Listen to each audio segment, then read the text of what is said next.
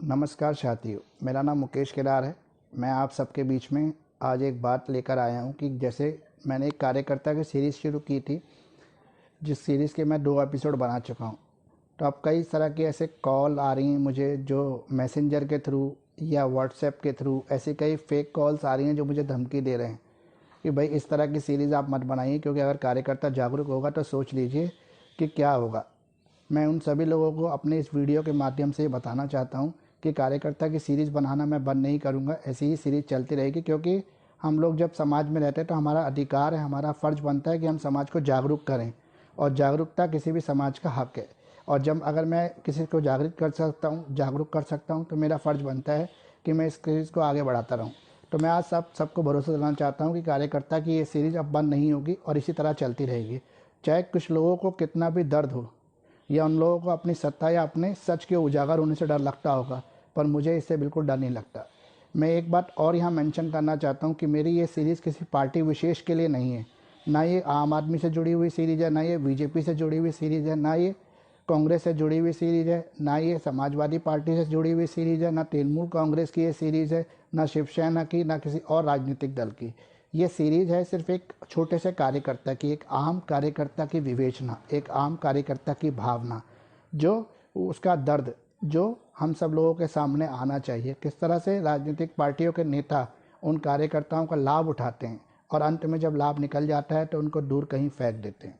एक बात और, ये वीडियो के शुरू में मैं अपना इंट्रोडक्शन इसलिए दे रहा हूँ क्योंकि कई तरह के फर्जी कॉल जब मेरे पास आ रहे थे तो वो ये कहते थे कि सर आप मुंह छुपाकर काम को कर रहे हो, आप कहीं भी वीडियो में नज़र नहीं आते, अगर नज़र आओगे तो आपका घर से निकलना मुश्किल हो जाएगा, लोग आपको किसी भी गली चौराहे पर पकड़कर पीट देंगे। तो इसीलिए ज़रूरी था कि इस सीरीज़ के शुरू में मैं एक वीडियो जारी करूं, और इस वीडियो के माध्यम से मैं आप सबको ये भरोसा दिलाना चाहता हूं, ये आश्वस्त करना चाहता हूं कि मैं किसी से डरता नहीं हूं, क्योंकि मैं झूठ नहीं बोलता कभी भी, और मैं सच बोलता हूं, और सच बोलने वाला व्यक्ति कभी किसी से नहीं डरता। तो मैं ये भरोसा दिलाना चाहता हूं कि कार्यकर्ता की ये सीरीज़ ऐसे ही चलती रहेगी। अभी तो केवल 2 एपिसोड आए हैं। आने वाले समय में हम कई और टॉपिक को जोड़ेंगे और कई और तरह की रिसर्च आपके सामने लेके आएंगे। तो आज का जो एपिसोड नंबर 3 है वो एक कार्यकर्ता के मर्म की कहानी है। किस तरह से एक कार्यकर्ता अपने नेताजी को प्रत्याशी से उम्मीदवार प्रत्याशी से एक नेता बना देता है, एक सांसद बना देता है, एक विधायक बना देता है और एक मंत्री बना देता है, परंतु अंत में उसको मिलता क्या है। तो आइए देखते हैं इस सीरीज़ को और शुरू करते हैं आज की कहानी। कार्यकर्ता की कहानी, एक आम कार्यकर्ता की कहानी, एक चुनावी कार्यकर्ता की कहानी, एक छोटी सी पार्टी के कार्यकर्ता की कहानी और एक बहुत बड़ी पार्टी के कार्यकर्ता की कहानी। तो आप सबका बहुत बहुत धन्यवाद, बहुत बहुत शुक्रिया कि आप मेरे इस चैनल के साथ जुड़े और इतना आपका प्यार और प्रेम मुझे मिल रहा है। आपके कमेंट मुझे लगातार मिलते रहते हैं और इन्हीं कमेंट से मुझे इंस्पिरेशन मिलती है कि मैं कार्यकर्ता की नई सीरीज़ बनाता रहूं। तो एक बार फिर मैं आपसे गुजारिश करता हूं कि इसके सब्सक्राइबर बढ़वाएं, क्योंकि सब्सक्राइबर बढ़ेंगे तभी चैनल ये ट्रेंडिंग होगा और तभी यूट्यूब में ये चैनल दिखने लगेगा। अभी ये चैनल दिखता नहीं है, और जब ये चैनल दिखेगा तो हम जैसे छोटे छोटे कार्यकर्ताओं की बात उन बड़े बड़े नेताओं तक पहुंचेगी जो आज सत्ता के शिखर पर काबिज हैं और हमें कहीं भुलाए बैठे हैं। तो हमारी आवाज़ सत्ता के शिखर पर काबिज और नेताओं तक पहुंचनी चाहिए और पहुंचनी भी ज़रूरी है। तो ये मेरी कहानी नहीं है, ये मेरे जैसे पता नहीं कितने हजारों लाखों कार्यकर्ताओं की कहानी। ये किसी पुरुष महिला से जुड़ी हुई कहानी नहीं है। इसको पुरुष महिला में ना बांटिए, इसको व्यक्ति विशेष में ना बांटिए, इसको धर्म जाति में ना बांटिए, इसको हर वर्ग से ना बांटिए। ये वर्ण वर्ग व्यवस्था की कहानी नहीं है, ये कार्यकर्ता की कहानी है। जो कोई भी हो सकता है, वो हम भी हो सकते हैं, वो हमारे बीच का कोई व्यक्ति भी हो सकता है, वो आपके घर में गली मोहल्ले में घूमने वाला, पार्टी का पट्टा पहनने वाला, पार्टी की टोपी पहनने वाला, पार्टी का झंडा उठाने वाला कोई भी कार्यकर्ता हो सकता है। तो धन्यवाद, आप सबका बहुत शुक्रिया। मेरे चैनल को लाइक, सब्सक्राइब और कमेंट करते रहें और हमारा मनोबल बढ़ाते रहें, ताकि हम कार्यकर्ता की नई सीरीज़ आपके बीच में लाते रहें। नमस्कार साथी, कार्यकर्ता की जो सीरीज़ हमने शुरू की थी, आज उसके अंदर एपिसोड नंबर 3 मैं आप सबके बीच में लेके आया हूँ। जैसे कि आपको सबको पता है कि हमारे चैनल का नाम है एजुकेटर ऑफ दिल्ली, और इस चैनल को मैंने बनाया है, मेरा नाम मुकेश केदार है। तो मेरे साथ इस सीरीज़ का एपिसोड नंबर 3 शुरू करते हैं, जो एक आम कार्यकर्ता की कहानी है। आइए शुरू करते हैं ज़्यादा समय व्यर्थ ना करते हुए।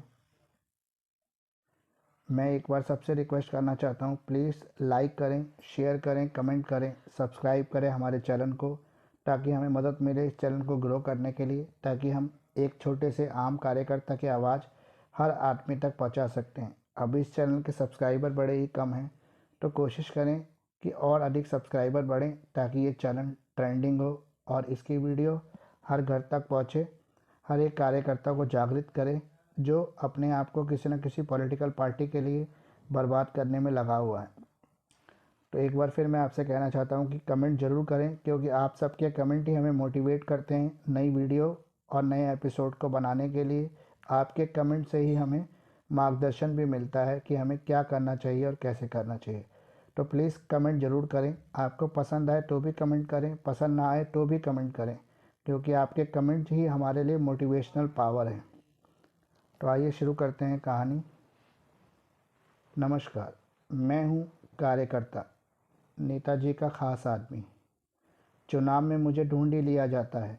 ना साहब, मैं पैसे से नहीं खरीदा जाता, मुझे तो मेरी निष्ठा के नाम पर खरीदा जाता है। मैं हर चुनाव में मेरी आत्मा को जागृत किया जाता है। मैं ही चुनाव में घर घर जाकर वोट मांगता हूँ। मेरे गली मोहल्ले चौपाल आस पड़ोस सभी मुझे मेरे राजनीतिक दल के नाम से पहचानते हैं। आप सुनना चाहेंगे मेरी कहानी, एक छोटे से कार्यकर्ता की कहानी। मेरा कोई नाम या कोई गांव नहीं है, मैं आप में से ही हूँ। मैं शायद आप भी हो सकता हूँ और शायद आपके साथ वाला भी हो सकता हूँ। आपने मुझे कई जगह देखा होगा पर पहचाना नहीं। मैं किसी भी राजनीतिक मंच पर आपको नज़र आ जाऊंगा। मैं चुनाव के दिनों में अधिकतर देखा जाता हूँ, उसके बाद मुझे भुला दिया जाता है। आप सुनना चाहेंगे मेरी कहानी, एक छोटे से कार्यकर्ता की कहानी, एक आम कार्यकर्ता की कहानी। नहीं साहब, मैं पुरुष नहीं हूँ। नहीं साहब, मैं महिला भी नहीं हूँ। मैं पुरुष या महिला दोनों ही हो सकता हूँ। मैं हिंदू नहीं हूँ, मैं मुस्लिम नहीं हूँ, मैं सिख नहीं हूँ। मैं किसी भी धर्म का हो सकता हूँ। मुझे धर्म में ना बांटिए, मैं तो केवल एक कार्यकर्ता हूँ, एक आम कार्यकर्ता। तो आइए शुरू करते हैं एक आम कार्यकर्ता की कहानी, एक जन कार्यकर्ता की कहानी जो आप सबके साथ जुड़े हुए हैं। तो आइए शुरू करते हैं कहानी एक कार्यकर्ता की। चुनाव काल में पूछे जाने वाले कार्यकर्ता को जी जान लगाने के बाद भी अगले 4 साल तक नहीं पूछते उनके नेताजी। पूरे चुनावी वर्ष में कार्यकर्ता ने ऐसा उत्साह दिखाया कि वह अपने घर को फूंक कर भी संभावित अघोषित पार्टी प्रत्याशी को जीत दिला देगा। सत्ताधारी और विपक्षी पार्टी के कार्यकर्ता का जोश देखते ही बनता था। उनमें यही जोश और जुनून मतगणना के दिनांक तक बना रहा। पूरे साल एक पार्टी कार्यकर्ता के द्वारा की गई धन मन धन की सेवा के परिणाम पार्टी प्रत्याशी की जीत के साथ सामने आया। परंतु यह क्या, पार्टी प्रत्याशी के पदभार ग्रहण करते ही सबसे पहले उन कार्यकर्ता को ही भुला दिया गया। उनकी सोच को किनारे लगा दिया गया जिनकी निस्वार्थ सेवा से उन्हें अपना भावी प्रत्याशी नजर आने लगा। थोड़े समय अंतराल के बाद सत्ता के सुख में डूबे तत्कालीन प्रत्याशी जब विधायक और मंत्री बन गए तो लगभग अधिकांश कार्यकर्ताओं को उन्होंने दरकिनार कर दिया। उनके इर्द गिर्द कार्यकर्ता की जगह स्वार्थी और अवसरवादी लोगों की भीड़ बढ़ गई। इनमें वे लोग ज़्यादातर शामिल हुए जिन्होंने उन्हें गत चुनाव में हराने में कोई कसर नहीं छोड़ी थी, परंतु चाटुकारिता के अपने गुण की वजह से आज वही लोग निर्वाचित पार्टी प्रत्याशी अर्थात विधायक, सांसद या मंत्रीगण के सबसे करीबी बन गए। जबकि जीत के बाद सभी कार्यकर्ता दूर किए जा चुके हैं। इस दर्द के साथ पार्टी कार्यकर्ता ने करीब 3 साल गुजार लिए। उसकी मेहनत से जीता हुआ प्रत्याशी अब पहले क्रम में चाटुकारों से, फिर ठेकेदारों से, फिर रिश्तेदारों के बीच घिरे रहना पसंद करने लगा। वस्तुतः उसे पार्टी कार्यकर्ता के सुख दुख से अब कोई सरोकार नहीं रहा। सोशल मीडिया पर कई बार झलका सत्ताधारी पार्टी कार्यकर्ता का दर्द। वह लिख रहा है कि मुझे भुला दिया गया है।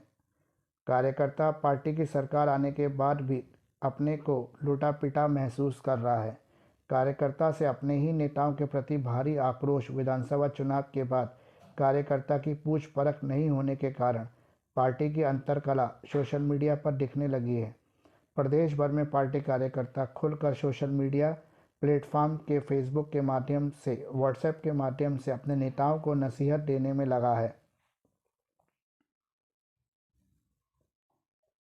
उसका सीधे तौर पर यह कहना है कि अभी भी समय है, सुधर जाओ, वरना कहीं ऐसा नहीं हो कि आप कहीं के ना रहें। हम आपको कहीं का नहीं छोड़ेंगे। कई कार्यकर्ताओं ने यहाँ तक लिख दिया कि नेताओं के आसपास घूमने वाले लोग कभी सत्ताधारी पार्टी का झंडा तक नहीं उठाते थे, परंतु नेताओं के द्वारा सिर्फ उन्हें ही तहरीर क्यों दी जा रही है? क्या यह उचित है? जिन्होंने पार्टी को जीत दिलाई, उन्हें दूध से मक्खी की तरह निकालकर क्यों फेंक दिया गया? हमारे अपने नेताओं की नज़र में चाटुकारिता करने वालों का ही महत्व रह गया है। दरअसल में विधानसभा चुनाव के बाद, फिर लोकसभा चुनाव, फिर नगर निगम चुनाव और फिर पंचायत चुनाव के बाद कार्यकर्ताओं की पहचान ही खत्म हो गई है। सत्ताधारी पार्टी सत्ता में आने के बाद यह खबर निकल कर आ रही है कि सत्ताधारी पार्टी के नेता अपने ही काम और जिम्मेदारी पर कम, परंतु धन संग्रह पर ज़्यादा ध्यान दे रहे हैं। शासकीय सप्लाई का कार्य और ठेका इत्यादि कार्यकर्ताओं को मिलने चाहिए। उनमें से अधिकांश बड़े नेता अपने नाम पर, अपने रिश्तेदारों के नाम पर, चाटुकारिता करने वालों के नाम पर या छोटे छोटे सप्लाई के काम के ठेके दिए जा रहे हैं। यह ज़्यादातर ठेके उन्होंने अपने पूर्व मित्र या सरकार के कार्यकाल में बनाए हुए अपने चाटुकार लोगों में बांट दिए हैं। आज पार्टी का कार्यकर्ता अपनी पहचान के लिए संघर्ष कर रहा है। वह सत्ताधारी पार्टी में अपनी जगह ढूंढ रहा है। वह देख रहा है कि जिस नेता को उसने जी जान लगाकर मेहनत कर कर जिताया है, आज वह कार्यकर्ता उस नेता की नज़र में कहाँ है, कहाँ खड़ा है, परंतु अंत में उसे दुख और संवेदना ही हासिल होती है। वह सोचता है कि मुझे मेरे किन कार्यों की वजह से भुला दिया गया। आज नेताजी को वह कार्यकर्ता नज़र नहीं आ रहा जो चुनाव के समय नज़र आता था। चुनाव के समय नेताजी उस कार्यकर्ता को घर से भी ढूंढ लेते थे और हमेशा नेताजी के फ़ोन के द्वारा यह कहा जाता था कि 24 घंटे मुझे आपकी ज़रूरत है और आप जैसा व्यक्ति मेरे जीवन में आया तो मेरा जीवन सफल हो गया। परंतु जीतने के बाद नेताजी बेटा, साला, भांजा, भाई, बेटी, भतीजा इन्हीं में ही फंस कर रह गए हैं। आज उन्हें यही लोग नज़र आ रहे हैं। आज उन्होंने उन कार्यकर्ताओं को भुला दिया है जिन कार्यकर्ताओं ने प्रदेश में उनकी सरकार बनाई थी। आज सत्ताधारी पार्टी में कार्यकर्ता की कोई पहचान नहीं बची है और वही कार्यकर्ता social media platform, Facebook, WhatsApp, Twitter के द्वारा अपने नेताओं को अल्टीमेटम दे रहा है कि सुधर जाओ, वरना आने वाले समय पर, चुनाव पर मैं आपके साथ नहीं होऊंगा और अगर मैं नहीं होऊंगा तो सोच लीजिए कि आपका क्या हश्र होगा। परंतु नेताओं भी बड़े ही नेता हैं। उन्होंने भी सोच लिया है कि 4 साल तो सत्ता का सुख भोग लेते हैं, 5वें साल इस कार्यकर्ता को फिर पैर पकड़कर मना लेंगे और मनाने के द्वारा ये कार्यकर्ता हर बार आ ही जाता है। तो ऐसे मूर्ख कार्यकर्ताओं की उन्हें नेताओं को भी ज़रूरत है और नेता अधिकतर ऐसे ही कार्यकर्ताओं को पसंद करते हैं जो उनसे 4 साल कुछ ना मांगे और 5वें साल फिर दोबारा उनके लिए घर घर जाकर वोट मांगे। इसी के साथ कार्यकर्ताओं की इस सीरीज़ को हम यहीं ख़त्म करते हैं। एक बात मैं आप सबके साथ शेयर करना चाहता हूँ कि हम कार्यकर्ता क्या इसीलिए बने हैं कि किसी भी नेता को नेता बनाए और 4 साल वो हमें दरकिनार रखे, हमारे ज़मीर का लाभ उठाकर वो नेता सत्ता पर काबिज हो जाए, लेकिन अंत में वो हमें ही भुला दे। कब तक ऐसा चलेगा? अब वो समय आ गया है कि हम जो कार्यकर्ता किसी भी राजनीतिक पार्टी की रीढ़ की हड्डी हैं, वो एक संघर्ष कर दें, वो एक विरोध की आवाज़ को बुलंद करें कि हम यूज़ करना अब बंद करें। अब हम जागृत हो चुके हैं। अब हमारे भी सुख दुख में आपको साथ खड़ा होना पड़ेगा। हमारे काम को केवल यह बोलकर नहीं टाला जा सकता कि राजनीति समाज सेवा के लिए बनी है, पर्सनल काम के लिए नहीं। जब आपके और आपके मित्रों के पर्सनल काम हो सकते हैं, आपके रिश्तेदारों के, आपके बेटे, साले, भांजे, भतीजे के काम हो सकते हैं, तो हमारे कामों को सामाजिक मंच की सूली पर क्यों चढ़ाया जा रहा है? क्या मेरा वजूद केवल और केवल राजनीतिक लाभ उठाने के लिए ही बना है? नहीं, मुझे भी मान सम्मान और प्रतिष्ठा की परवाह है। मैं आने वाले चुनाव में एक कार्यकर्ता की हैसियत से अपने नेताओं को यह एहसास दिलाना चाहता हूं कि अब समय गुजर चुका है। अगर कार्यकर्ता एक राजनीतिक पार्टी की रीढ़ की हड्डी है तो वही हड्डी जब टूटेगी तो सोचिए उस पार्टी का क्या हर्ष होगा। और यही हर्ष अब हमें उन नेताओं को दिखाना है। तो आप सबका बहुत बहुत धन्यवाद, बहुत बहुत शुक्रिया कि आपने इतना समय दिया। मेरी कार्यकर्ताओं की सीरीज़ को लगातार मिलने वाले प्रोत्साहन से मैं खुश हूँ। मुझे अच्छा लगता है जब आपके कमेंट्स मिलते हैं। तो मैं एक बार फिर आपसे कहता हूँ कि कमेंट ज़रूर करें, क्योंकि आपके कमेंट से ही हमें मोटिवेशन मिलता है कि हमें इस तरह की सीरीज़ बनानी चाहिए या नहीं। तो आप सब मेरे साथ जुड़े रहें, मेरे चैनल को सब्सक्राइब ज़रूर करें और लोगों से, जानकारों से भी सब्सक्राइब कराएं, क्योंकि सब्सक्राइबर बढ़ने से ही हमारा चैनल ट्रेंडिंग हो सकता है। और जब हमारे चैनल ट्रेंडिंग होगा तभी शायद इन बहरे अंधे नेताओं को कुछ सुनाने में हमें मदद मिल पाएगी। क्योंकि भगत सिंह ने भी कहा था कि बहरों को सुनाने के लिए शोर करना बहुत ज़रूरी है। तो अब समय आ गया है शोर करने का। तो इन बहरों को सुनाने के लिए हमें शोर करना ही होगा। धन्यवाद आप सब साथियों का मेरे चैनल पर। मेरे चैनल का नाम है एजुकेटर ऑफ दिल्ली। मेरा नाम मुकेश किरार है। आप सब हमारे साथ जुड़े रहें। इसी तरह से और कार्यकर्ता जुड़ी वीडियो हम आपके बीच में लाते रहेंगे। धन्यवाद, शुक्रिया।